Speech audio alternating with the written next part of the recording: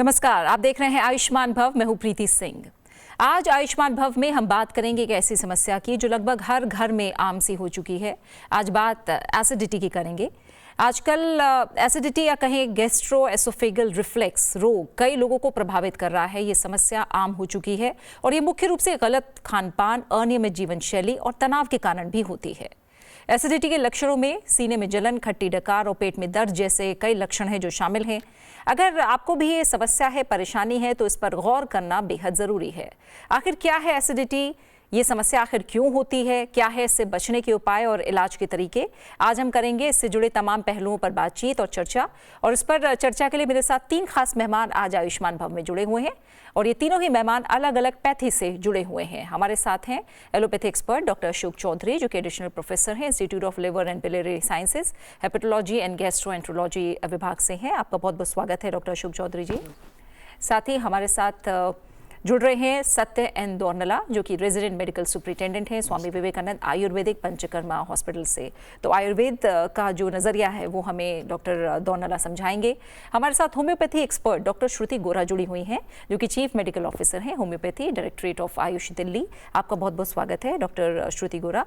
तो आइए बातचीत करते हैं एसिडिटी को लेकर। और जैसे मैंने कहा डॉक्टर अशोक चौधरी, बहुत आम समस्या है। मुझे लगता है हर व्यक्ति को ही जीवन में कभी ना कभी तो एसिडिटी की समस्या होती है। कुछ लोगों को ये ज़्यादा परेशान करती है। तो मेडिसिन की लैंग्वेज में अगर बात करें तो एसिडिटी थोड़ा समझाइए, होता क्या है? देखिए, एसिड जो एक नॉर्मल बॉडी का प्रोडक्शन सिक्रेशन है, जो हमारा डाइजेशंस के लिए ज़रूरी बहुत होता है। एंड ये हमारा रोज़ 2 से 2 to 2.5 लीटर्स प्रोडक्शंस होता है और इसका मेन ऑर्गन जो होता है हमारा स्टोमक होता है। बट ये जब भी ज़्यादा मात्रा में सिम्टम्स में आ जाते हैं, हम इसको बोलते हैं एसिडिटी, हाइपर एसिडिटी, और कभी कभी बोलते हैं गैस्ट्रोएसोफेजियल रिफ्लक्स डिजीज़, GERD, और सिंपली बोलते हैं कि हमारा जो बदहजमी, ब्लोटिंग्स, ये काफ़ी सारे नाम से पता चलता है। तो बेसिकली ये होता है कि एसिडिटी का मतलब है कि हमारा जो एसिड बना हुआ है उसके चलते हुए सिम्टम्स होना। तो अभी जैसे अभी बात करते प्रीति जी बताते कि सिम्टम्स के बारे में अभी हम बताएंगे, बट यही चीज़ था कि मेनली एसिड प्रोडक्शन सबसे ज़्यादा होता है।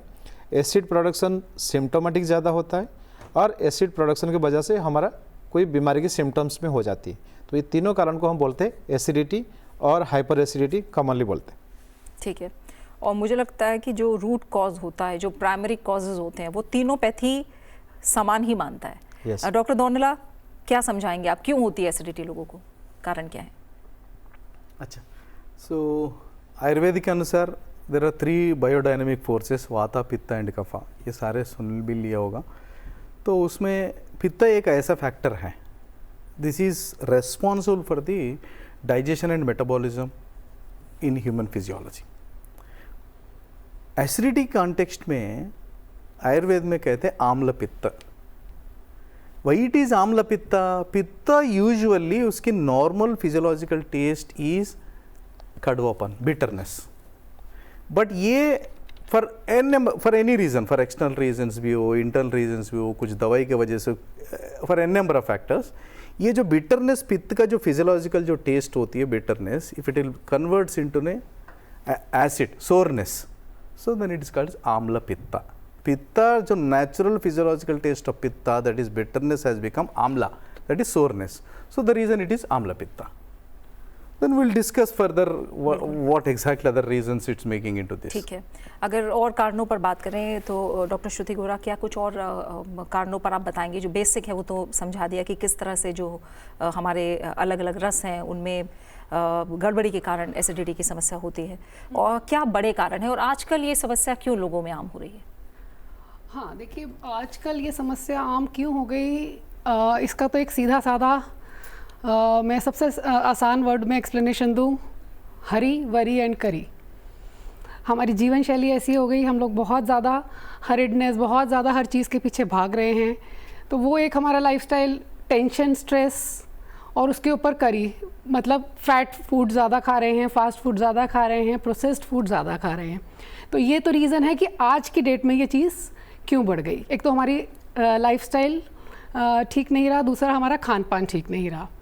और इसमें अब एक ये चीज़ और भी जानने की है कि हम लोग एक एसिडिटी गैस को एक बहुत नॉर्मल सी चीज़ समझते हैं।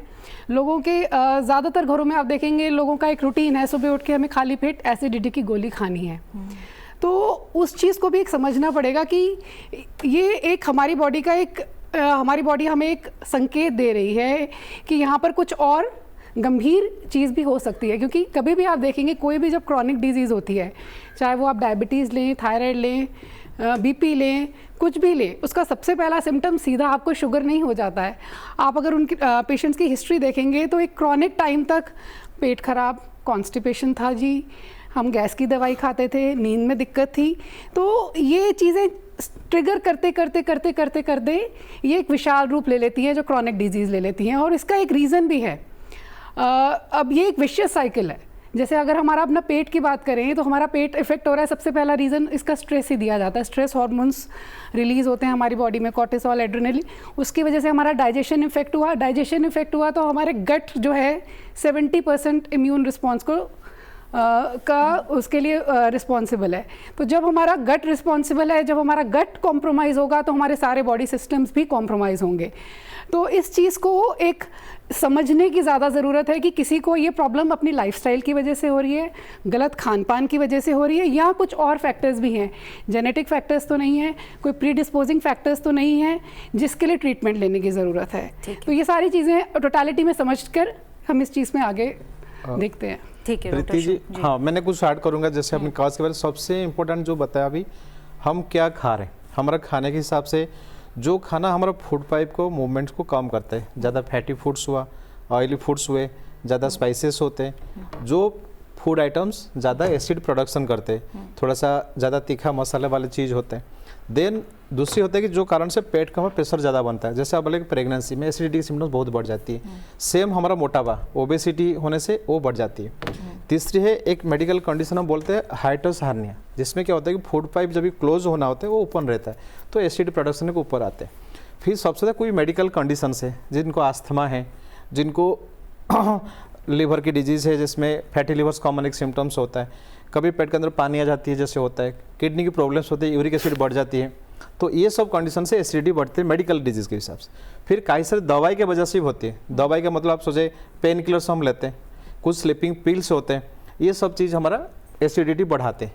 फिर दूसरा जो आपने बताया लाइफस्टाइल के हिसाब से हुआ, सबसे इंपॉर्टेंट सोचिए late night sleeping, skipping the milk, पेट भर के खाना, और दूसरी चीज़ है कि जो बताया अभी हमारा हो गया हरी भरी कल्चर में, हमारा खाना हम क्या खाते पता नहीं चलता है और हम कितना खाते पता नहीं होता है। तो ये सारी चीज़ इकट्ठे मिलाते हैं तो लाइफस्टाइल इज कॉन्स्टिट्यूट नियरली 50% कारण से हो जाती है।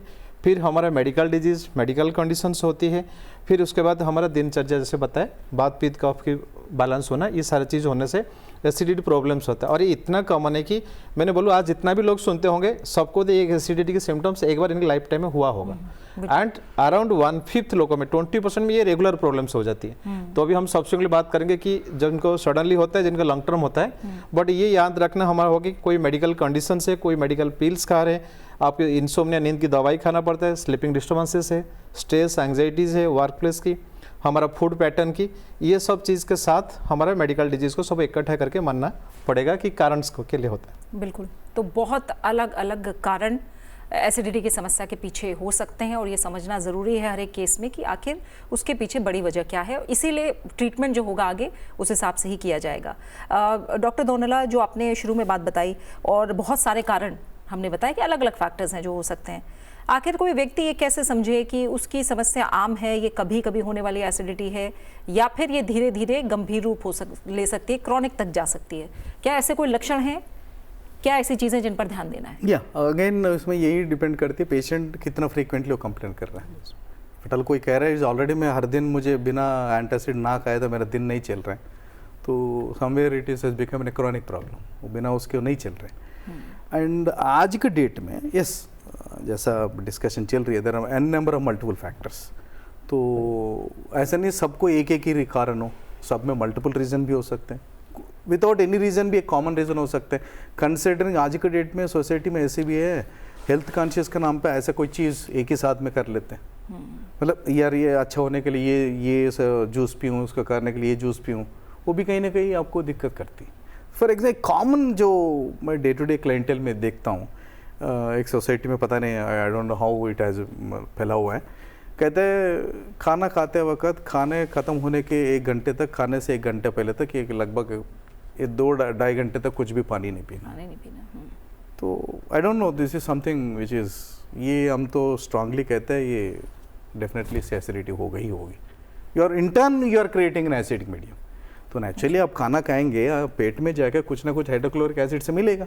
You need something dilute. बीच बीच में आयुर्वेद में ऐसी होती है, there are 6 different test we Indians enjoy.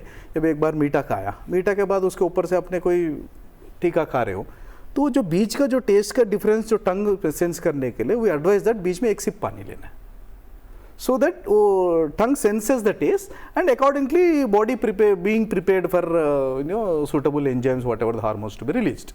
तो जब एक कोई बंदा ऐसी, मतलब सोसाइटी में ऐसा कई मैक्सिमम बेटा 10 क्लाइंट है, हमने एसिड का जो इवेल्युएशन हिस्ट्री लेते डे टू डे, मतलब मिनट टू मिनट, वो कहते हैं सर मैं जब तक खाना खाते वक्त तो पानी नहीं पीता, 1 घंटे तक भी पानी नहीं पीता। तो इसको लेके आप क्लियर कर दीजिए, कब पानी पीना है, कितना पानी पीना है, कैसे नहीं, खाने के बीच में ये जो मेजरमेंट है कोई फिक्स नहीं, इट वेरीज फ्रॉम, कोई बेटा कोई 100 kg का बंदा है उसे भी हम 2 लीटर नहीं कह सकते, 50 kg का बंदा उसे भी 2 लीटर। जैसे जब गाड़ी के होगा तो फ्यूल भी इस तरह डिपेंड, एंड अल्टीमेटली आप कितना हार्ड वर्क कर रहे हो, कितना हार्ड वर्क कर रहे हो। एवरेज हम करते हैं जब पर केजी 1.3, तो इस तरह का लिख के ले सकते हैं। एंड अगेन गर्मी में जो ज़्यादा बॉडी की डिमांड होती है उस तरह के एक्सेस ले सकते, we are working hard, again उस तरह का पानी ले सकते। बट पॉइंट इज कितना लेने से ज़्यादा कब कब लेना है, ये जो मिथ है जो सोसाइटी में खाना खाते वक्त पानी नहीं, एक बिल्कुल गलत है। ठीक है। एट द सेम टाइम जब भी एक पानी पिए, अदर फटल, एक तो हो गए खाना खाते वक्त पानी के, दूसरा अदर दिन जब खाना भी नहीं है तो बीच में पानी लेते हैं। ऐसे भी नहीं एकदम ही हम 1 लीटर का पानी पियो, ये भी नहीं। ये वेरी क्लियर शास्त्र में, अत्याम्बुपानम अजीर्णकरम, जब ज़्यादा पानी पिएंगे आपको अजीर्ण तो करे ही करे, दैट टू एक्सेस। ये तो इन एडिशन आयुर्वेद में जो स्टमक को they have divided into 3 parts, one is for solids, one is for liquids, one is for gases. ये कहीं ना कहीं बैलेंस से लग के चल रही। फटाल आपने शादी में गए तो नेचुरली जब 20-25 वेराइटी से हो तो सॉलिड ज़्यादा चले जाती है, तो नेचुरली मॉर्निंग जब अगले दिन यूजुअली एवरीबडी फील्स, जो रात को हमने शादी में गए लेट भी खाते, अगले दिन सुबह होते you feel a degree of acidity. तो again it depends on the how you are balancing the among the solids and liquids and gases. तो बिल्कुल ये बहुत अहम बात है जो डॉक्टर दोरनाला ने हमें बताई है कि खान पान और ख़ासकर पानी से जुड़ी हुई बातें जो कैसे कहीं ना कहीं एसिडिटी की समस्या से जुड़ सकती हैं आगे जाकर। जैसे डॉक्टर दोरनाला ने बताया, डॉक्टर श्रुति गोरा, आपका भी अपने पर्सनल एक्सपीरियंस क्या रहे हैं, जो केसेस आते हैं किस तरह की समस्या ज़्यादा देखी जाती है और उसके पीछे कारण क्या ज़्यादातर देखे गए हैं? देखिए, एसिडिटी बहुत कॉमन समस्या है और 95% पेशेंट्स जो आते हैं क्लिनिक में, उनसे जब भी हम किसी भी प्रॉब्लम के लिए आते हैं, जब हम उनसे पूछते हैं तो हमेशा उनका आता है हाँ जी गैस बनती है। बट उसको काफ़ी एक मेजॉरिटी ऑफ पेशेंट्स वो हैं जो ऑलरेडी क्रॉनिक डिजीज़ में, मैंने आपको बताया कि शुरुआत वहाँ से है, तो वो एसिडिटी को एक अपना मेंटेनिंग, मतलब उनको उससे फ़र्क ही नहीं पड़ता, वो उनके लिए एक नॉर्मल सी चीज़ हो जाती है कि हमें गैस बनती है, हम सुबह एक गोली खाते हैं, ये तो जी हमारा एक नॉर्मल रूटीन है। तो हम लोग बहुत देखते हैं इस तरह से। तो पेशेंट्स आते हैं कई जिनको कोई क्रॉनिक डिजीज़ नहीं है, जिनको शुरुआती तौर पे सिम्टम्स देखे जाते हैं, उनका यही होता है कि खाना हज़म नहीं हो रहा, बाहर का कहीं खा लिया हज़म नहीं हुआ, डकार आ रहे हैं, गैस पास हो रही है, कॉन्स्टिपेशन है, पेट में दर्द हो जाता है। और ये जनरली सिम्टम्स वो तब देखे जाते हैं जब हम हिस्ट्री लेते हैं कि क्योंकि होम्योपैथी पूरा एक होलिस्टिक अप्रोच में बिलीव करता है। ऐसा नहीं है कि कोई सिम्टम अगर फिज़िकल में आया है तो हमारे माइंड या मेंटल लेवल पे कुछ डिस्टर्बेंस नहीं आई, ऐसा पॉसिबल ही नहीं है। तो वो देखा जाता है जनरली स्ट्रेस एक बहुत ज़्यादा ट्रिगरिंग फैक्टर रहता है एसिडिटी के सिम्टम्स के लिए। या तो आप समझ लीजिए घर का, अगर फीमेल्स में देखा जाए तो उनका अपना घर का पारिवारिक कुछ ना कुछ स्ट्रेस चलता रहता है। मेल्स में देखा जाए जो टाइप ए पर्सनालिटीज़ होती हैं उनको बीपी भी आपको साथ में एसोसिएटेड मिलेगा, एसिडिटी की प्रॉब्लम, इरिटेबल बाउल सिंड्रोम, ये सारी चीज़ें एक नॉर्मल सी देखी जाती हैं। तो अब पेशेंट टू पेशेंट डिपेंड करता है। कई केसेस में ये होता है कि अगर उनके खान पान की गड़बड़ है तो उनको थोड़ा जीवन शैली के सुधार के साथ ही खाना किस तरह से खाना है। जैसे अभी डॉक्टर साहब ने एक बहुत अहम बात बोली पानी की। देखिए, अगर आप इसको लॉजिकली भी देखा जाए, हमारा जब हमने खाना खाना है और फॉर दैट मैटर, क्योंकि हमारे कंट्री में एक बहुत ही लोगों के अंदर एक आदत है चाय की, which is also one of the main causes of acidity.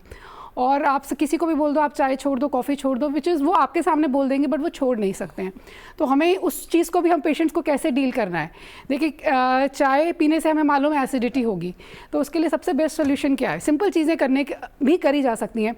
मैं खुद भी, because I am also fond of T, मैं भी 1 चाय 2 चाय लेती हूँ, तो आई ऑलवेज मेक श्योर कि मैं 1 गिलास पानी उससे पहले पी लूँ। रीज़न बीइंग पानी एल्कलाइन है, तो हमारे स्टमक में एक एल्कलाइन मीडियम गया, उसके बाद चाय ने जो एसिडिटी अगर प्रोड्यूस करी है तो उसके इफेक्ट्स कम आएंगे। ये छोटी छोटी चीज़ें हैं।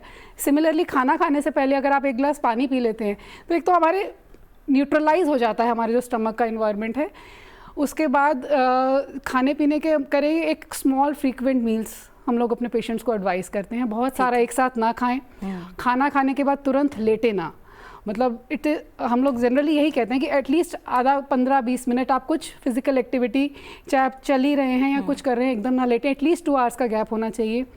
और आप जब लेटें, इवन 2-3 घंटे के बाद भी ले रहे हैं, जिनको एसिडिटी की प्रॉब्लम है वो थोड़ा अपना हेड लेवल हाई करके, ठीक है। तो ये जो छोटे छोटे जिससे थोड़ा सा आपका एसिड इनके बारे में हम आगे जानते हैं कि कैसे प्रिवेंट कर सकते हैं और कौन से ऐसे उपाय हैं जिन्हें रोज़ाना शामिल करना ही है अपनी कहीं ना कहीं दिनचर्या में, अपनी आदतों में एक तरह से। जो स्ट्रेस और स्लीप की बात थी उसी पे मैं थोड़ा सा और आपसे समझूंगी डॉक्टर चौधरी। क्या आप लोगों ने भी जो केसेस देखे हैं उसमें कहीं ना कहीं स्ट्रेस एक बड़ा फैक्टर रहा है? क्योंकि स्ट्रेस एक ऐसी चीज़ है जिसकी वजह से नींद पर भी असर है, आपके खान पान पर भी असर है और कहीं ना कहीं उसका डाइजेशन पर भी पूरा असर आता है। Sure, definitely. मैंने आपको पहले सिम्टम्स की, क्योंकि थोड़ा सा लोगों को कॉमन चीज़ है कि एसिडिटी का 3 symptoms, 1 is regular symptoms, 1 is urgency, 1 is chronic symptoms. वो हमको चाहिए। रेगुलर का मतलब रोज़ यहाँ पे बर्निंग सेंसेशन, हम बोलते हैं जलन होती है, मुंह में खटापन आता है, दांत में कैरीज टूथ हो जाती है, मुंह में हाइलिटोसिस बोलते हैं जो फाउल स्मेलिंग ब्रेथ्स होती है, ये सब एसिडिटी रिफ्लक्स की होती है। फिर हमारा ब्लोटिंग, पेट फूल जाती है, ये रेगुलर एसिडिटी का होता है। सबसे इंपॉर्टेंट होते हैं कि अर्जेंसी कौन से सिम्टम्स होते हैं एसिडिटी की वजह से। सबसे इंपॉर्टेंट होता है, हम बोलते हैं नॉन कार्डियक चेस्ट पेन, मतलब आपको सीवियर चेस्ट पेन होता है, आप लगता है कि हार्ट अटैक हो जाएगा। अच्छा। एसिडिटी का पेन के वजह से होता है। देन जब एसिड हाइपर प्रोडक्शन करता है, then it becomes ulcer formation. Ulcer formation कैसे पता चलता है कि आपका स्टूल कभी ब्लैक हुआ, आपका एसिड सिम्टम्स है, आपका ब्लैक स्टूल हो रहे, that means it is something you have to address immediately urgently. या ब्लड की वॉमिटिंग्स हो जाती है, एसिडिटी है, आपने पेन किलर दवाई खा ली, तो ये एसिडिटी का अर्जेंसी सिम्टम्स हो जाती है आपको। देन थर्ड होते हैं क्रोनिक सिम्टम्स, हमको पता नहीं चलता, एसिडिटी की वजह से हमारे सारे प्रॉब्लम्स होते हैं। पर्टिकुलर एक जो होता है क्रोनिक ड्राई कफ, हमारा क्या होता है हमेशा खांसी होता है, कारण जितना टेस्ट करते पता नहीं चलता, कोई टीबी की दवाई कुछ भी खा ली, लेकिन इज बिकॉज ऑफ रिफ्लक्स। तो एक हाइपर एसिडिटी से क्रोनिक कफ्स होते हैं। फिर हमारा होर्सनेस ऑफ वॉइस, हम बोलते हैं गला बैठ गया, बिकॉज एसिडिटी जाके फेरिंजाइटिस लैरिंजाइटिस करता है, फिर ड्राई कफ्स की वजह से ये होती है chronic symptoms. Then regularly acidity होने से क्या होता है, यहाँ पे हमारा घाव बन के अल्सरेशन फॉर्म होते हैं, फिर आपका खाना जाने के लिए मुश्किल होता है, हम इसको बोलते हैं स्ट्रिक्चर फॉर्मेशन फूड पाइप की होती है।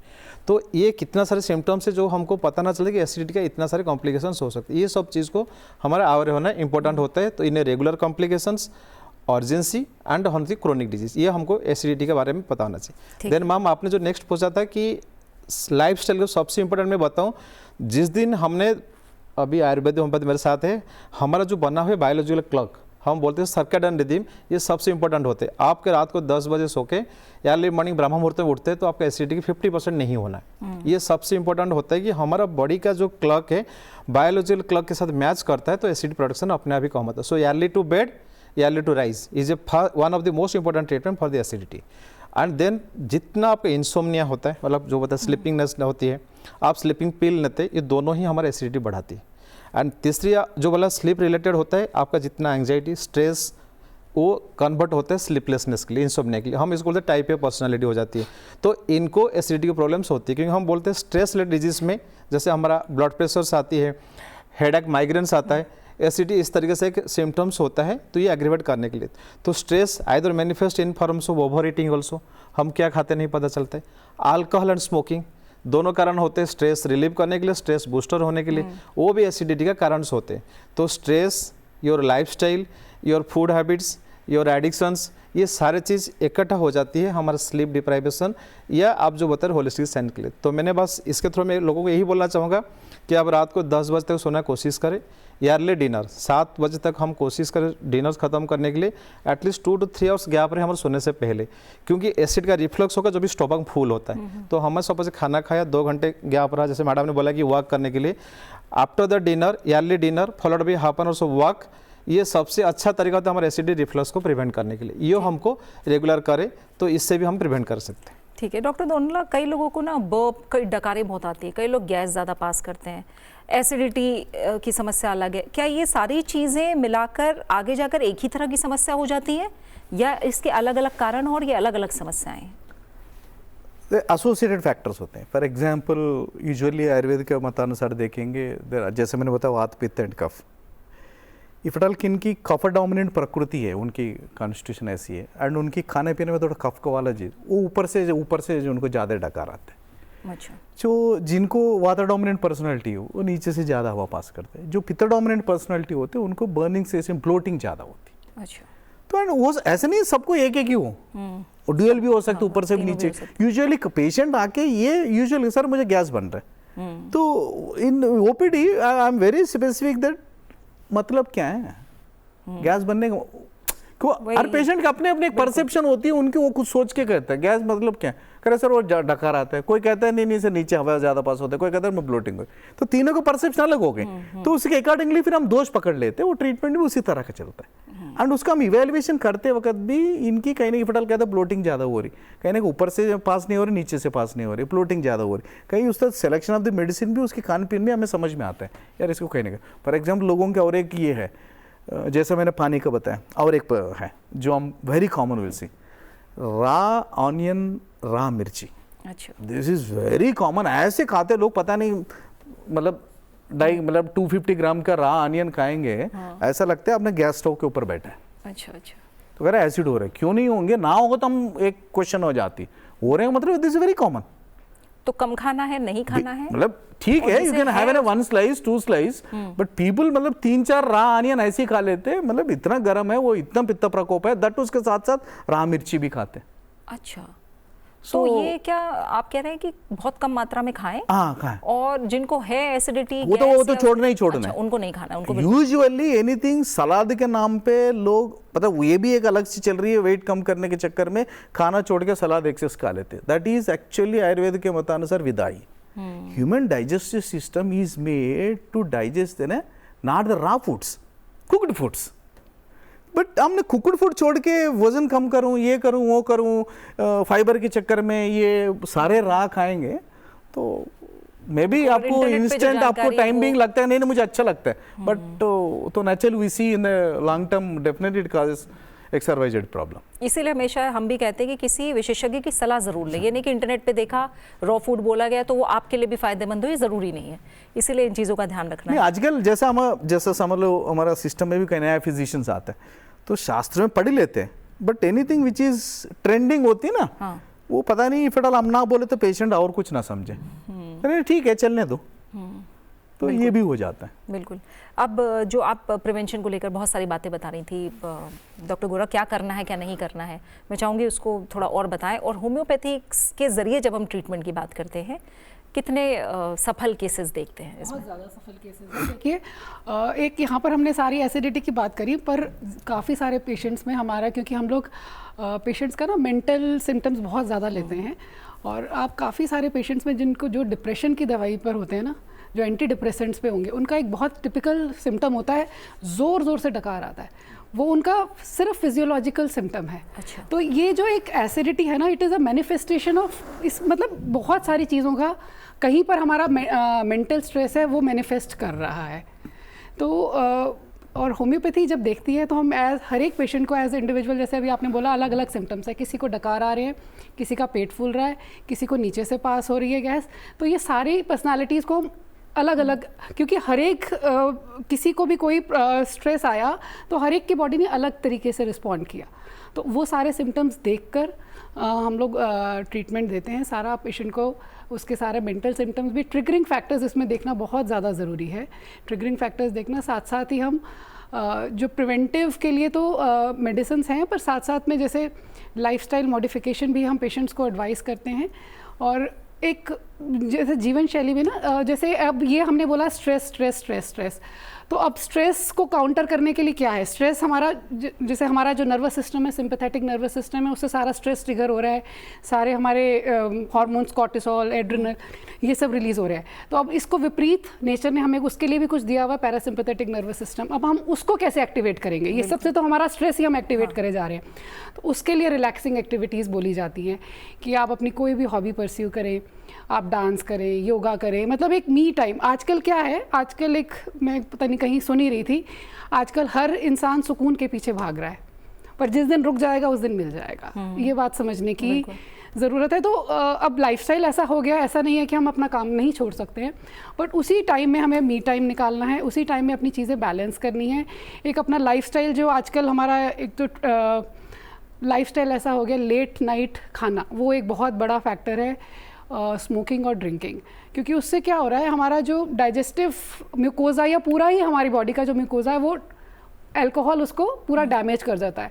हमारा जो प्रकृति ने, नेचर ने हमारी बॉडी को सारे डिफेंस मैकेनिज्म्स दिए हुए हैं। हमारा स्टमक एसिड बनाता है तो उसको प्रोटेक्ट करने के लिए म्यूकोजा है। हमारा जो गट है, हमारे इंटेस्टाइन्स हैं, उसके अंदर इतना ज़्यादा हेल्दी माइक्रोबायोम है जो वहीं पर ही कोई भी पैथोजन आता है उसको करने में सक्षम है। पर हमारी डाइट ऐसी है कि वो माइक्रोबायोम को हम फ्लरिश ही नहीं करने दे रहे हैं।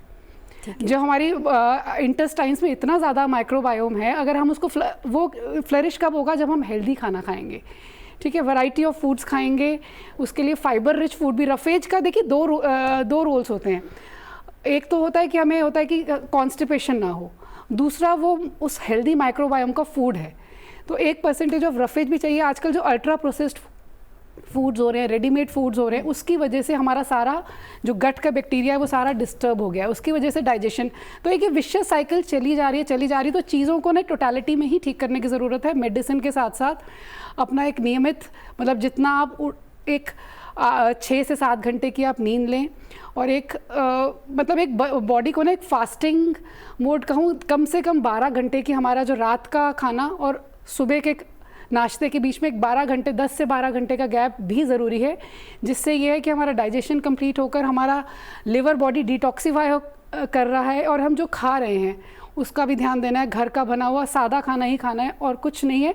मतलब वैरायटी ऑफ फूड्स हमें इंक्लूड करने हैं जितना हम, क्योंकि ये जो मैंने आपको बोला, जो हमारा माइक्रो बायोम है गट का, उसको वैरायटी चाहिए। आप एक ही तरह का फूड, चाहे वो जितना भी हेल्दी है, आप खाते रहेंगे, आपको लगेगा ये मुझे असर करना बंद हो गया, ऐसा हमें लगता है, और वो फैक्ट ही है। तो न्यूट्रिएंट डेंस फूड खाएं। और गट हेल्थ के लिए जैसे होता है प्रोबायोटिक्स, आजकल जैसे दही हो गई, और हमारा ये कांजी, जैसे सर्दियों में हम फर्मेंट, जो नेचुरल फर्मेंट फूड है हमारा, राई डाल के हम फर्मेंट करते हैं, चुकंदर, काली गाजर, आंवला, ठीक है, वो, और कर्ड राइस, दही चावल। जैसे गर्मियां हैं आजकल, गर्मियों के हिसाब से हम देख रहे हैं, तो हम धूप से आए हैं, ज़्यादा हैवी खाना ना खाएं, ज़्यादा ऑयली, ज़्यादा मतलब जैसे होता है ना फ्राइड, प्रॉपर जो हमारे करी वाला खाना होता है, ग्रेवी वाला, उसको अवॉइड करके इस तरह का खाना खाएं। फ्लूइड ज़्यादा लें, नारियल पानी, ठीक, इन चीज़ों का ध्यान रखें। ठीक है डॉक्टर चौधरी, जब एसिडिटी की बात हम कर रहे हैं, डॉक्टर के पास बहुत जल्दी लोग नहीं जाते, है ना। आप देखिए ओवर द काउंटर दवाइयाँ मिलती हैं, लोग उसका इस्तेमाल करते रहते हैं, तुरंत असर भी दिख जाता है उसका लोगों को। ये कितनी सही है या कितनी ख़तरनाक है, और आगे जाके क्या इस तरह का इलाज करके क्या समस्या और गंभीर हो सकती है? सही आपने बोला। सो एसिडिटी का पहले था कि हम अपने से जो घरेलू इलाज करते हैं, बट आजकल ज़माने में सब दूर हो गया। अभी आ गया हमारा इन्फॉर्मेटिव मीडिया, उससे ज़्यादा इलाज होते हैं, सब आपने जैसे बताया थी होता है। तो इसी के लिए सबसे इम्पोर्टेंट हो जाती है हमारा इन्फॉर्मेशन गैदरिंग, और वो इन्फॉर्मेशन किसी के लिए यूज़ पता नहीं, and we are consuming for our self. इससे होने से काफ़ी लेट प्रेजेंटेशंस होता है। तो मैं इसी में बस एक ही चीज़ बताऊँगी, एसिडिटी प्रॉब्लम है, बट एसिडिटी प्रॉब्लम में कब डॉक्टर के पास आना, उसको कभी नहीं भूलना चाहिए, ये इंपॉर्टेंट हो जाती है। एसिडिटी को लोगों को सबसे बड़ा प्रॉब्लम होता है कि सालों भर गैस की दवाई खाते हैं, लोगों को नाम भी पता है, मतलब डॉक्टर को बोलना नहीं पड़ता, दे नो द मेडिसिन। और मेडिसिन सालों साल रेगुलरली सुबह उठ के एक हाल है, जैसे मंदिर की प्रसाद होती है, भगवान की पूजा सुबह होती है, तभी इस तरीके से एक दवाई, गैस की दवाई चलती है। मैं बोलूँ 3 महीने से ज़्यादा कोई गैस की दवाई नहीं लेना चाहिए, एंड सबसे इंपॉर्टेंट चीज़ है गैस की दवाई अपने मन से नहीं लेना चाहिए, दैट इज़ फर्स्ट। सेकेंड होता है कि जब भी आपका एसिडिटी की प्रॉब्लम है, एसिडिटी प्रॉब्लम की जो हमने पहले बात करते क्या कॉज जिसके वजह से हमारा होती है उसी हिसाब से होना। सपोज आपकी हार्ट की बीमारी है, आप खा रहे हो इकोस्पिन की दवाई खा रहे हैं, पेन किलर्स लेना पड़ता है, जॉइंट सिम्टम्स, ये सब चीज़ अभी होता है तो आप रेगुलर सिम्टम्स के लिए डॉक्टर से correction support and consultation regular होना चाहिए। थर्ड, आपके एसिडिटी बीमारी के साथ सडनली आपका वेट लॉस हो रहा है काफ़ी रैपिडली, तो ये चांसेस होते हैं मैलिग्नेंसी ट्रांसफॉर्मेशन होने के लिए। इंडिकेशन हो कि बॉडी का मालाब्जन हो कि वेट लॉस होनी चाहिए, तो ये डेफिनेटली आप देखिए आप एसिडिटी की प्रॉब्लम हो रही है तो आपका सडन या रैपिड वेट लॉस हो रहा है। देन अनएक्सप्लेन कारण में आपका भूख खत्म हो गई कि आपको लग रहा था कि आपका एपेटाइट लॉस हुआ, that is one of the sign to think of. Then third होता है कि पेन थोड़ा बहुत कभी हो सकता है, बट पेन जब आपका इतना पेन हो रहा है कि आपको रेगुलरली पेन किलर की हेल्प लेना पड़ता है, then it is one of the symptoms कि आपको बोलते हैं red flag sign alarms. Similarly आपका स्टूल में ब्लैक स्टूल होना, हीमोग्लोबिन ड्रॉप होना, या कभी उल्टी में या स्टूल में ब्लड आना, तो ये हो जाती है एसिडिटी का प्रोग्रेस आगे जाके कुछ अल्सर फॉर्मेशन के लिए होता है। तो इस तरह से कितना सिम्टम है जो उसको बोलते हैं रेड फ्लैग साइन, जो मैं शॉर्टली बोलूँ कि unexpected weight loss, persistent severe pain, आपका स्टूल कभी ब्लैक होना या हीमोग्लोबिन कम होना, एंड कभी कभी आपको खाने में डिफ़िकल्टीज, खाना खाने में आपका सॉलो करने के लिए डिफिकल्ट होता है, ये सब चीज़ होता है। डेफिनेटली डॉक्टर के पास जाना वेरी अर्ली इज़ इम्पोर्टेंट। तो इसी के लिए नज़रअंदाज सिम्टम्स एसिडिटी का कभी नज़रअंदाज करिए, अपने को कभी डॉक्टर खुद मत समझिए, इन्फॉर्मेटिव मीडिया से ओपिनियन लीजिए, बट इसको फॉलो करने से पहले किस एक्सपर्ट से ओपिनियन लीजिए। एंड डेफिनेटली जो मैंने रेड फ्लैग साइन सब बताया उसको डेफिनेटली ध्यान में रखना है जब आप एसिडिटी के मरीज हो, तो सो दैट कि आप डॉक्टर के पास अर्ली अटेंशन ले सकते हैं, तो उसके क्यूरेटिव इंटेंट हम कुछ कर पाएंगे। हाँ, और एक दर्शक ने सवाल पूछा है कहीं ना कहीं दवाई से जुड़ा हुआ है, क्योंकि उन्होंने दवाई का सेवन 1 साल तक किया। ये प्रश्न है कालू सिंह का, इन्होंने पटना से हमें ये सवाल भेजा है मेल के जरिए। कालू सिंह कह रहे हैं कि गैस्ट्रोलॉजिस्ट ने 1 साल तक एंटासिड दवाई दी, जिससे मेरा वज़न, मुझे लग रहा है उसी से मेरा वज़न 20 किलो बढ़ गया, फिर भी अब तक एसिडिटी की समस्या मेरी सही नहीं हुई है, इन्हें करना क्या चाहिए? सही बताया कि एसिडिटी की जो प्रॉब्लम उन्होंने बताया और जो सिम्टम बताए दोनों काफ़ी मिलजुल रहे, यही है एक इम्पोर्टेंट हमने कारण नहीं सोचा है। सबसे मैं बताऊं कि एसिडिटी की प्रॉब्लम जब 3 महीने से ज़्यादा होता है, ये हमारा लाइफस्टाइल की प्रॉब्लम है। हमको एसिडिटी में इलाज ऐसे होना चाहिए कि हमारा लाइफस्टाइल को एड्रेस करे, ओवर द काउंटर मेडिसिन या जो बता रहे एंटासिड सिरप लेते हैं और डॉक्टर से मेडिसिन लेते हैं, बट रेगुलरली मेडिसिन नहीं होने चाहिए। 3 महीने से अभी ऊपर ज़्यादा हुआ है तो इनका मैं जैसे बताऊँ वेट गेन हुआ है, अभी हमने पहले भी बात करते थे weight gain is a cause for acidity, reflux और गैस बढ़ाने के लिए। तो सबसे पहले इलाज की हमारा सबसे इंपॉर्टेंट है कि एसिड के मेडिसिन रेगुलर नहीं लेना, जो ऑलरेडी हम डिस्कशन करते थे। देन आपका जो वेट गेन हुआ आप उसके लिए देखना है कि आपका डाइटरी स्टाइल कैसे है, आप एक्सरसाइज कितना कर रहे हो, आपका वेट कैसे है और आपका वेट गेन क्यों हो रहा है। इसको हम एड्रेस नहीं करेंगे तो एसिडिटी की इलाज कभी ख़त्म नहीं होगी। आप जितना वजन बढ़ते जाएंगे एसिडिटी सिम्टम्स और बढ़ेगा, फिर हमने गैस की दवाई खाते रहेंगे, फिर एसिड बढ़े, तो सर्कल गोज ऑन। तो इसी के लिए हमारा सबसे इंपॉर्टेंट हो जाती है कि हमने सिम्टम्स को एड्रेस करने के साथ रूट कॉज को भी एड्रेस करें। तो इसी के लिए हमारा डाइट, हमारा लाइफस्टाइल, हमारा वेट, ये चीज़ को बहुत ध्यान रखना जरूरी है दवाई जब लेते हैं। ठीक है, और क्योंकि बहुत सारा इलाज किचन से शुरू होता है डॉक्टर दोरनला, और हम जानते हैं बहुत सी ऐसी चीज़ें हैं कि जैसे दही की बात बताई थी आपने, पानी से जुड़ी बात बताई, कई लोग कहते हैं कि अजवाइन, सौंफ, इस तरह की चीज़ें हैं जो बहुत असर भी करती हैं। तो थोड़ा सा क्या ऐसी चीज़ें हैं जो खा सकते हैं, क्या नहीं खाना है, और किन बातों का ध्यान रखना है, आयुर्वेद क्या कहता है, बताइए। उससे जाने से पहले एक पॉइंट ऐड करना चाह रहा था, जो एंटासिड की बात कर रहे recently, not recently, maybe a couple of years back, a research has been from international media and international researchers reported that जो chronic use of antacids leads to kidney disease. Yes. Already medicine इसके लिए ban करने के लिए suggest करने के लिए हो रही है। There are already developed countries में कुछ जगह हो भी गए, अब India is yet to be go, but ये अभी डाउन तक ये पहुंचे नहीं, मतलब पब्लिक तक ये पहुंचे नहीं। ऐसा नहीं, लोग ऐसे सोचते हैं एंटासिड मतलब इट्स लाइक टॉफी, तो ऐसे ही ले लेते हैं, बट इट्स नॉट सो। कभी कभी ऐसे होते हैं उस पर्टिकुलर कंडीशन में, इट्स नॉट दैट डेली ले चलो, वंस इन ए फटाल चलो, ज़्यादा प्रॉब्लम हो गए, तो there are many other alternate, वो that has to be highlighted.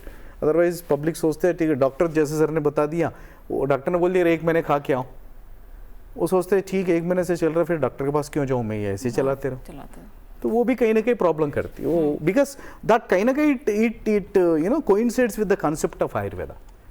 How it is become, Ayurveda में very clear, the formation of urine is because of your pachaka pitta. पाचकपति is such an factor which is responsible for your digestion. And आप ऐसे कोई दवाई ले रहे हो, it is keep on suppressing your pachaka pitta, तो कहीं ना कहीं it affects your formation of urine, so कहीं ना कहीं किडनी में इश्यू आ रहे, that is fine. Second point, क्या लेना है, कैसे लेना है, रेमेडीज। अगेन एवरी टाइम एक कॉमन सेइंग भी है, प्रिवेंशन इज बेटर देन। आप अपनी मर्जी का खा के, अपनी मर्जी का जी के, अपनी मर्जी का होकर मैं कुछ ले ठीक हूँ, this is something you know, शास्त्र में बड़ी ये भी बोला है, प्रज्ञा अपराध। प्रज्ञा अपराध मतलब नोइंगली आप गलती करके फिर वो कुछ you are looking for some alternative, that is once in a while is fine, but on not on a daily basis. Coming to other aspect, क्या लेने कैसे लेने, तो सिंपल फंडा यही है, ऑलवेज आपको इफ एट ऑल 4 रोटी का भूख है तो आप 3 ही रोटी खाएंगे भी। Don't overfill your stomach either with liquids, either with solids, either with gases। ऐसा नहीं आप सुबह 8 बजे खाया, रात को 12 बजे तो कुछ खाए नहीं, तो पूरा गैस ही भर जाएंगे। ओवर फिलिंग भी वो ओवर प्रोडक्शन करेगा। एंड जो आपकी स्टमक की कैपेसिटी 2 रोटी, आप 6 रोटी खाए, 6 रोटी हजम करने के लिए स्टमक ओवर एसिड प्रोडक्शन करेगा, वो नेचुरली वहाँ भी इश्यू करेंगे। तो एनीथिंग अपने आप को, बॉडी को, every person knows, every person has an sixth sense, body कैसे रेस्पॉन्ड कर रही।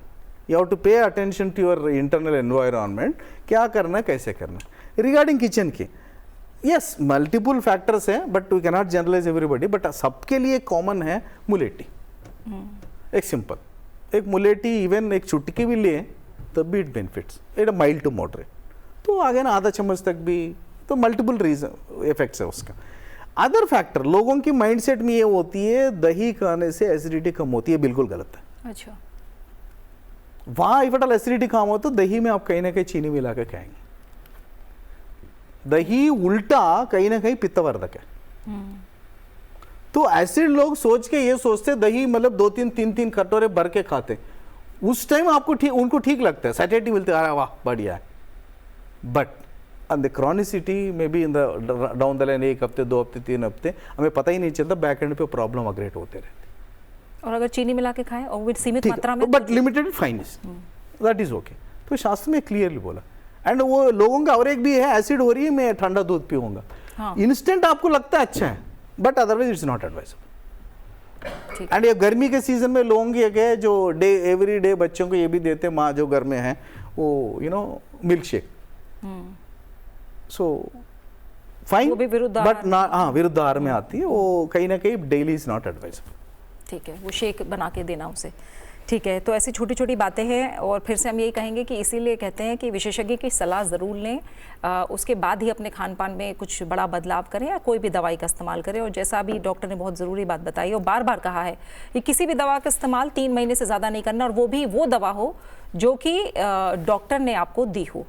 डॉक्टर गोरा, एक और फैक्टर है, प्रेगनेंसी के टाइम में महिलाओं को बहुत एसिडिटी की समस्या होती है, ज़्यादातर लोगों को, ये क्यों होता है और इसमें क्या कर सकते हैं? देखिए, ये एक नेचुरल सी फिनोमेना है, क्योंकि यूट्रस हमारा ऊपर एब्डोमिनल कैविटी में आ रहा है, तो वो स्टमक को पुश कर रहा है, डायफ्राम स्टमक को ऊपर पुश कर रहा है, तो ये कि नॉर्मल सी चीज़ है। तो इसमें यही करेंगे कि बहुत सारा एक टाइम में ना खाएं, स्मॉल फ्रीक्वेंट मील्स, थोड़ा थोड़ा खाएं, जितनी भूख है उससे कम खाएं, और खाने के बाद थोड़ा सा चलते रहें, सैर कर लें।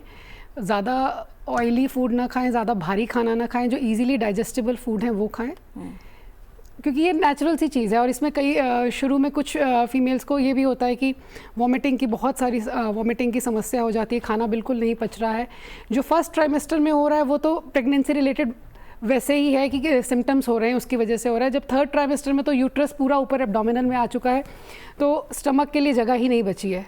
तो एक नेचुरल सी चीज़ है, उसको थोड़ा सा बस यही है, थोड़ा चीज़ों का ध्यान रखकर एहतियात बरत के करें, और कम से कम मेडिकेशन लें। जो चीज़ आप नेचुरली अपने लाइफस्टाइल मॉडिफिकेशन से ठीक कर सकते हैं उसको वैसे ही ठीक करना चाहिए। जब तक मेडिसिन की ज़रूरत ना हो कोई भी मेडिसिन नहीं लेनी चाहिए। मेरी ये सलाह जनरली रहती है पेशेंट्स को कि जो चीज़ आपकी खुद सेल्फ क्रिएटेड है उसको आप अपने आप ही ठीक करने दें। हमारी बॉडी के अंदर इतनी कैपेबिलिटी है कि वो सारी चीज़ों का ध्यान खुद रख सकती है, बिना बात के ओवर मेडिकेशन ना करें। अच्छा, क्या डॉक्टर चौधरी, ये क्या कोई लोगों में गलत धारणा है, जब एलोपैथी को लेकर बात करते हैं और एसिडिटी की समस्या होती है तो कई लोग डॉक्टर के पास इसलिए भी नहीं जाते कि बहुत हैवी दवाइयाँ दे दी जाएंगी और उसका कुछ और कहीं ना कहीं साइड इफ़ेक्ट होगा, तो इस वजह से भी नहीं जाते लोग डॉक्टर के पास जल्दी? वो हम क्या वही सच्चाई? डिस्कशन अभी कर रहे हैं। हाँ। एसिडिटी जब भी आपका परसिस्टेंट हो रहा है 3 महीने के बाद, हमने बोला ये बीमारी नहीं, पार्ट ऑफ लाइफस्टाइल, तो वहाँ पे मेडिसिन का रोल नहीं होता है। सेकंड, अभी जैसे हम सब लेकर होते हैं कि अच्छा, अभी तो आप लोग भी उसको उसके ही मॉडिफिकेशन के definitely I through will come to that कि हम कैसे चाहिए करने के ठीक लिए। है। Acidity is a holistic management, सबसे इंपॉर्टेंट होता है। सपोज आपका सिम्टम्स ज़्यादा है, रेड फ्लैग साइन है, तो हमको उस time medicine, endoscopy requirement, treatment उसके लिए देखना है। फिर आपके साथ एसोसिएटेड मेडिकल कंडीशन उसके साथ होना है। बट जब भी ये चीज़ खत्म हो गया उसके बाद हो रही है, तो सबसे हमारा 3 चीज़ हमको देखना होता है कि हमारा लाइफस्टाइल कैसे है, और हमारा जो बताया लाइफस्टाइल मतलब इंक्लूड करता है हमारा दिनचर्या। हमने जो बताया कि हमने ऐसे करे कि आपको वेट एक्स्ट्रा नहीं होना चाहिए, डेली एक्सरसाइजेस होना चाहिए, एंड आपका वेट उसी हिसाब से बैलेंस होना चाहिए, अर्ली डिनर एंड आपको अर्ली टू बेड, ये चीज़ सबसे इंपॉर्टेंट हो जाती है। Then what are the types of food हम खा सकते हैं। सबसे इंपॉर्टेंट वही होता है कि जो फूड हमारा स्टोमक की एसिडिटी प्रोडक्शन ज़्यादा करता है या उसका कॉन्टैक्ट कम करेगा एसिडिटी प्रोडक्शन, उसको अवॉइड करते हैं। जैसे चॉकलेट्स हुआ, कॉफ़ी हुआ, काफ़ी हॉट स्पाइसेस हुआ, प्रिजर्व फूड्स हुआ, ये सब चीज़, और जो अगर ऑयली स्पाइसी फूड्स आते हैं इसको हमने कम करना है। फूड के बाद हुआ फूड डाइटरी हैबिट्स, सबसे इंपॉर्टेंट होता है। जैसे अभी बात करें, diet should be small and frequent, हर 2 घंटे में हम ले सकते हैं। पेट को खाली नहीं रखना है, पेट को भरना भी नहीं, सो दैट हमारा एसिडिटी एंगेज होकर रहेगा। फिर उसके बाद सबसे इंपॉर्टेंट जो होती है, खाने की हम बात करते हैं, हम उस टाइम एयर स्वालक होती है, इसको हम बोलते हैं एरोफेजिया। तो जब एयर चले जाता है फिर वो रिफ्लक्स कर एसिडिटी बना के ऊपर लेके आती है। देन जैसे अभी बताए थे डॉक्टर साहब ने, खाने के बीच में पानी लेना जस्टिफाइड होता है, खाने से पहले नहीं लेना है, खाने के बाद एटलीस्ट 30 मिनट्स वेट करना है, क्योंकि स्टोमक ही से बैलून, जैसे खाना खाते तो लोअर पार्ट में रहेगा सॉलिड, ऊपर रहेगा लिक्विड, सबसे ऊपर रहेगा एयर। जैसे हमने फूड ज़्यादा या वाटर ज़्यादा हो तो डेफिनेटली रिफ्लेक्सेस होनी है। थर्ड है, सबसे इंपॉर्टेंट हो जाती है, जब भी आपको टाइम परमिट करता है तो आप कोशिश करें कि जो आसन हो, योगासन, Vajrasana is the best to relieve और एसिडिटी, जो गैस पास करने के लिए नेचुरल वे में, रिफ्लक्स को प्रिवेंट करने के लिए। तो वी बिलीव इन होलिस्टिक्स। देन उसके बाद होता है कि आपका स्लीपिंग पैटर्न कैसे होना है। आप कोशिश करें कि लेफ्ट साइड करवट लेके लेटने के लिए, क्योंकि फूड पाइप रास्ता थोड़ा सा टेढ़ा होता है तो रिफ्लक्स नहीं होगा, या आपको हेड एंड को 15 डिग्री एलिवेट करें सो दैट कि आपका एसिड रिफ्लक्स नहीं होना है। तो ये चीज़ के साथ हमारा सबसे इंपॉर्टेंट हो जाती है कि हमने कब सोना होता है। जैसे मैंने पहले बताया था कि हम ब्रह्मचर्य मुहूर्त के साथ करना है। तो एसिडिटी के मैनेजमेंट में डॉक्टर के पास जाना, हैवी मेडिसिन बिल्कुल भी नहीं है। आप प्रॉपर तरीके से रेगुलरली आप फॉलो कर पा रहे हैं कि आपका मेडिकल कंडीशंस, मेडिसिन्स और आपका लाइफस्टाइल्स, तो आपके मेडिसिन की ज़रूरत नहीं होगा। आप रिपीटेडली मैंने बोलना चाहता हूँ कि आप एसिड मेडिसिन की गैस की दवाई ज़्यादा नहीं लेना है, डॉक्टर भी लिखे या खुद भी नहीं लेना। सबसे इंपॉर्टेंट चीज़ होता है कि आप तीनों को इकट्ठा करिए कि आपका लाइफस्टाइल, आपका फूड, एक्टिविटीज़ को साथ में मिला के चलेंगे तो हो सकता है कि 80% लोगों में गैस की दवाई की हमारा कम हो जाएगी और डॉक्टर के पास दवाई जरूरी नहीं पड़ेगा। ठीक है डॉक्टर दोनरा, मैं योग और एक्सरसाइज के बारे में एक अगला सवाल पूछना चाह रही थी। और एक उम्र क्या, जब हम अलग पड़ाव में होते हैं, कहा तो ये जाता है कि नहीं बच्चों को और जो थोड़ा युवा हैं वो हर चीज़ पचा लेते हैं, उनको ऐसा समस्या नहीं होती। लेकिन जो एक सवाल भी है पहले वो भी शामिल कर लेते हैं, फिर ये पहलुओं पर आप बताइएगा। बबलू कुमार ने राजस्थान से सवाल पूछा है, कह रहे हैं मेरी उम्र 20 साल है, मुझे डकार, कब्ज़ और गैस बनने की समस्या है और ये समस्या बढ़ रही है, इसे ठीक करने के लिए मैं क्या करूं? तो उम्र के हिसाब से भी क्या हमें अपनी दिनचर्या, खान पान को बदलना होता है, और योग और एक्सरसाइज इसका कितना असर पड़ सकता है?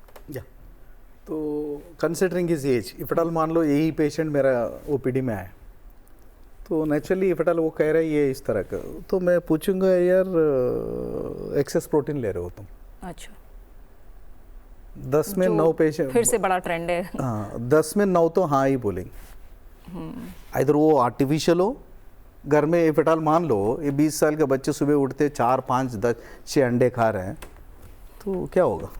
बॉडी का आपकी थ्रेशोल्ड है हर चीज़ के लिए, तो थ्रेशोल्ड पार करेंगे तो नेचुरली, बिकॉज अब 6 अंडे खाएंगे, 6 अंडे हजम कहाँ होंगे? पहले तो फर्स्ट डाइजेशन एंट्री पॉइंट तो टंग तो मतलब होती है मुंह का, बट जो मेजर होगा वहाँ जाके एसिड से मिड होती, उतना एसिड कम पड़ती है, बॉडी पुशअप करते और एसिड रिलीज करो डाइजेस्ट करने के लिए करते, वो बॉडी का थ्रेशोल्ड से लिमिट हो जाते हैं, नेचुरली एसिड होंगे।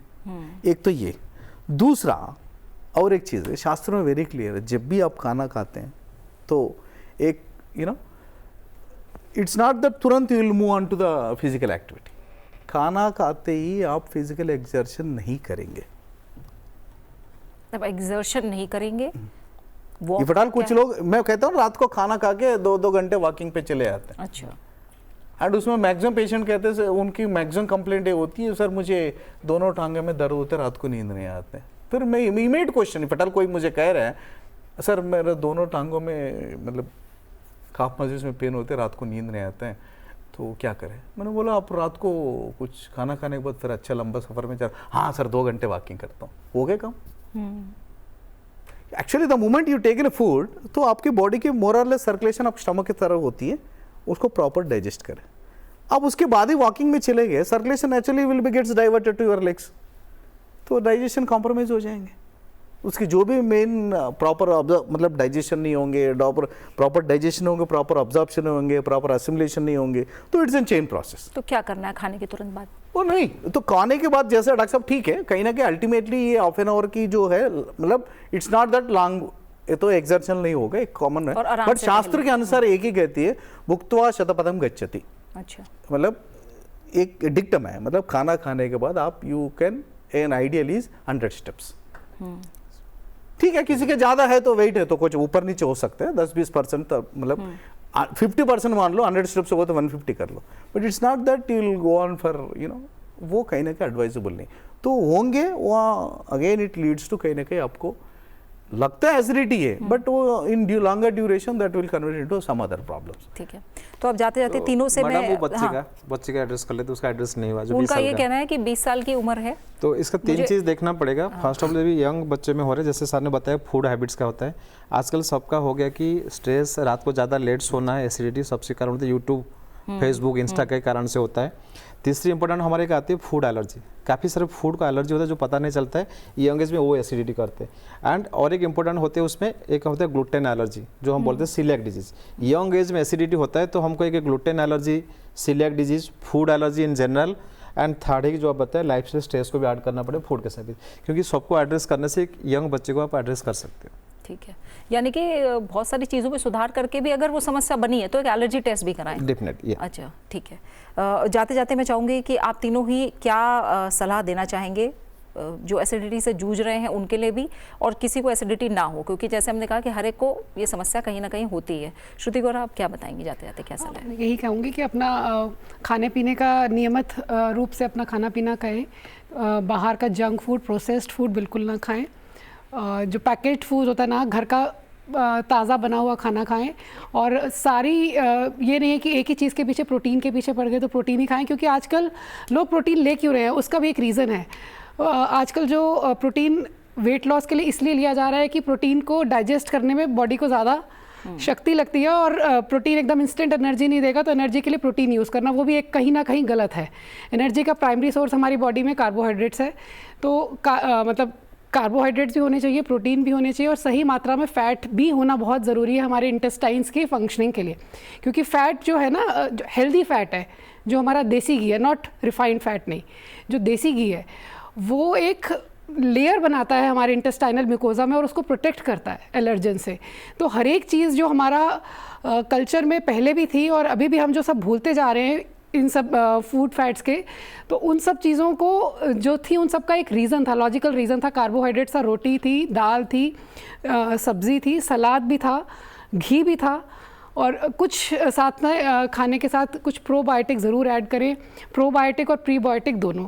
एक पोर्शन रफेज का भी खाने में ज़रूर होना चाहिए।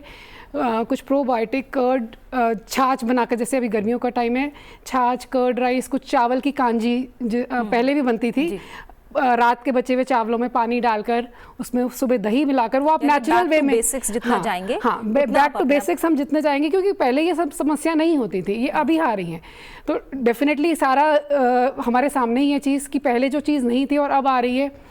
और इसमें मैं ये भी बोलना चाहूँगी, जैसे हमारी कुछ पहले की चीज़ें थी ना, जो हमारा अचार जो घर में बनता था उसके अंदर भी बहुत प्रोबायोटिक इफेक्ट होते थे, बिल्कुल, क्योंकि वो नेचुरल चीज़ जो नेचुरल वे में फर्मेंटेशन बाजार से नहीं आता था, वो सारी चीज़ें, मस्टर्ड ऑयल भी वो प्योर होता था, सारी चीज़ें प्योर होती थी, घर के बेसिक स्पाइसेस थे, राई डाली जाती थी फर्मेंटेशन के लिए। तो हर चीज़ एक मॉडरेशन में खाएं, लिमिट में खाएं। बाहर का अगर आप बाहर का खाना पूरा अवॉइड कर दें, रात को टाइमली डिनर कर लेंगे, और एक नॉर्मल एक अपना थोड़ा सा फिजिकल एक्टिविटी का एक पूरे दिनचर्या में एक रूटीन बनाएंगे कि चाहे 30 मिनट्स ही आप कर रहे हैं, कोई भी एक्टिविटी करेंगे, तो ये समस्या बिना किसी मेडिसिन के ही सॉल्व हो जाएगी। ठीक है, डॉक्टर दोनों आप क्या कहेंगे? रादर सजेशंस ज़्यादा I suggest to avoid, ready to eat, ready to drink, ready to cook, ये अवॉइड करना। अवॉइड कर। बिल्कुल ठीक है। तो यानी आप क्या कहेंगे डॉक्टर, और ये कहते हैं ना कि संडे का दिन है, वीकेंड है, बाहर खाने जाना है, ये छोड़ के घर में बनाना है, और जैसे कहा अचार या ऐसी चीज़ें अपने पूरे वीक के लिए तैयार करें, तो ये मेहनत तो इतनी तो करनी पड़ेगी अपनी सेहत के लिए। मतलब उसमें भी कोई दिक्कत नहीं। आज ही एक पेशेंट आया है, तो कह रहे थे हम बाहर का कुछ नहीं खाते। अच्छा, मैं कह रहा नहीं, मैं मानूंगा नहीं। कह रहे नहीं कुछ नहीं सर, वो मैगी बना लेते हैं। हाँ, तो रेडी टू कुक हो गया ना। कह रहे हो बाहर नहीं कह रहे हो, घर में कौन सा कमाए, एनीथिंग, ऐसे कई चीज फैक्टर्स हो जाए। बिल्कुल डॉक्टर। हाँ, मैं ये बताऊँ कि एसिडिटी जब भी आपका लंबा टाइम है, ये डिजीज़ नहीं है, आप अपना लाइफस्टाइल को सुधारना है। आई थिंक हमने लाइफस्टाइल के बारे में काफ़ी सारे डिस्कशन किया था। अर्ली मॉर्निंग उठना है, लेट नाइट नहीं सोना है, खाना हर 2 घंटे में होनी चाहिए, स्टोमक को खाली ना रखें, स्टोमक को फुल ना करें, और आपका खाने में ऐसे करें कि आपके खाने में थोड़ा सा बटर मिल्क हमारा होता है, छाछ होती है, लस्सी होता है, खाने के बाद आपका अजवाइन या सौंफ थोड़ा सा होता है, जिंजर भी आपका होता है, एंड नारियल पानी। ये चीज़ नेचुरल होते हैं जो आपको एसिडिटी को न्यूट्रलाइज करता है, आपको सिम्टम में रिलीफ करता है। एंड लास्ट को आपका वेट एंड आपका stress, no alcohol, no smoking, इतना करें तो एसिडिटी के लिए कोई डॉक्टर के पास जाना नहीं पड़ेगा, आप श्योरली कंट्रोल कर सकते हैं। एंड लास्ट लाइन, आपने लंबे टर्म के लिए एसिडिटी की दवाई, विटामिन तो रोज़ नहीं खाना है। ओवर द काउंटर से मिलता है, एंटासिड सिरप आप ले सकते हैं, दैट इज़ ओके, बट कोई भी टैबलेट गैस के लिए लॉन्ग टर्म में नहीं लेना है। बिल्कुल। और आखिरी सलाह जो डॉक्टर ने पहले भी कहा था, स्ट्रेस को दूर रखना है, शौक को कहीं ना कहीं जिंदा रखना है, खुश रहना है, तो अपने आप उसका जो असर है वो भी आपके डाइजेस्टिव सिस्टम पर पड़ेगा। तो हम यही उम्मीद करते हैं कि आज जो सलाह दी गई है डॉक्टर की तरफ से वो आप अपनाएंगे और रहेंगे बिल्कुल स्वस्थ। इसी के साथ मैं तीनों मेहमानों का शुक्रिया करूंगी, डॉक्टर अशोक चौधरी, डॉक्टर सत्य दौरनला, डॉक्टर श्रुति गोरा, बहुत बहुत शुक्रिया हमारे साथ जुड़ने के लिए। तो अपना अच्छे से ख्याल रखिए, मुझे दीजिए इजाज़त। आयुष्मान भव के अगले अंक में होगी किसी और सेहत से जुड़ी समस्या पर बातचीत। नमस्कार।